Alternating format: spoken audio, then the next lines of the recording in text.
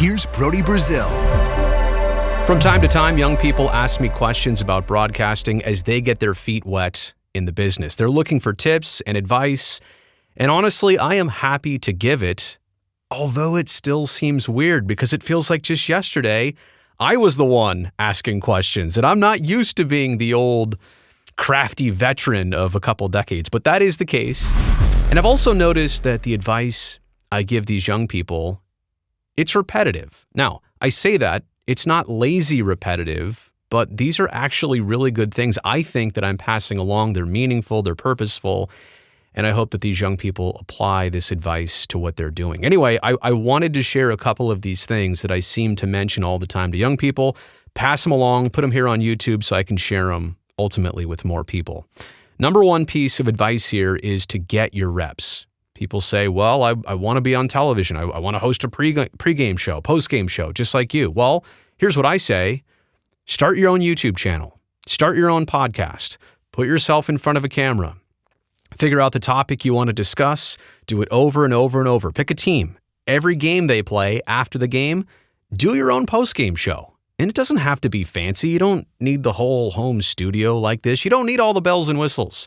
What you're working on is your speech, your presentation, your delivery, your inflection, your style. You're working on all of these things, and they don't just come overnight at the blink of an eye. Some people are more inclined to being, camera friendly from the start. That's just how they are. That's who they are. I'll be very honest. That's not how I was 20 plus years ago. But after a lot of repetition, you kind of, work that into who you are and what you do and how you present yourself. So repetition is critical. Back in the day, the only way to get your reps was to work at a TV station, for example, or a radio station, and you get the opportunity to sit in front of a microphone or a camera and record something, and you wouldn't get those chances very often. Or you could do it yourself, but then how and where would you share it? There was no YouTube back in the day. There was a lot of editing and tapes, and stuff got really messy really fast. Nowadays, the technology is there, the platforms are there. It's so simple to get your reps. Now, I know what you're saying. Not a lot of people might be watching at first. That's fine. It's not about the audience at first. It's about you getting your reps. Watch your tape, save your tape. That's going to be one of my tips. It's not even tape. You know what I'm saying. Save your recordings. Sorry, I'm old school. Look back on them, but also you'll understand the growth that you've made over time. So get your reps. That's what's going to get you better in this business. You don't just naturally over time get better. You actually need repetition to see improvement. Number two, save your work. I said tapes earlier, but yes, save your work. And it's not to necessarily save it for sentimental purposes, although that is very cool to see some of your first recordings and how bad they were and how young you looked and all the other stuff. But save your work because your best stuff, you never know when the opportunity is going to present itself that you need to share it with somebody. You need to show it to somebody. You need to archive it. And here in 2022, it's a lot different because saving your work, even 15 years ago, meant having it on a DVD somewhere. Now everything lives on YouTube or Vimeo or other social platforms, but just know how to get to your work and how to share your work. Ultimately, you're saving it so that you can share it or repurpose it for the future. But like I said before too, it is important once in a while to look back on that old stuff and to see how bad it was. Because you know what? That's the only way it should be. If you're looking back on your work and saying, man, I was really good at this 5 years ago, and I don't know that I'm as good as this anymore. That's a problem.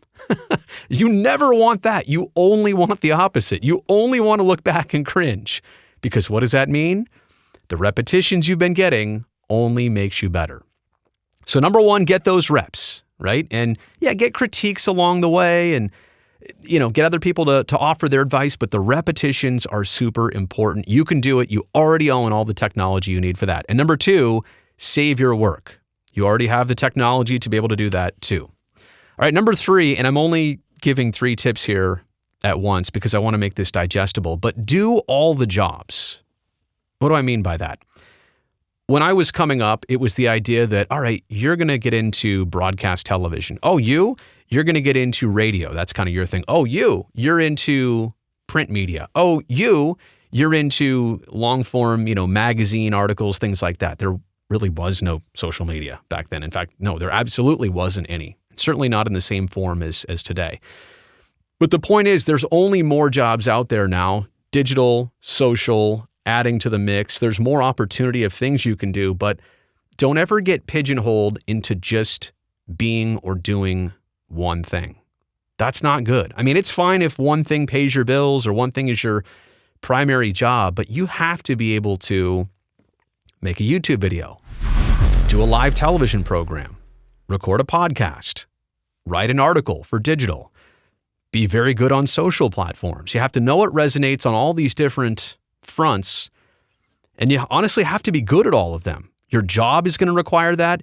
You're more of a versatile player if you can do that. I mean, just imagine if you're the guy on the baseball team, guy or gal on a softball team, who can pitch, catch, play first, second, third, short, left, center, right field. You can be a starting pitcher. You can be a closer. You can be all of the above. Think how valuable you are instead of, well, I only play second base and I only hit third, and that's all I do, right? So my tip and my advice here, and this goes for sports broadcasting, this goes for anything you're interested in, do all the jobs. And I'm not saying you have to be the best at all of them. You can be the best at one. You can focus on one. But know and understand how to do all the jobs in your industry. And that goes horizontally, and that also goes, I guess, vertically too, both ways.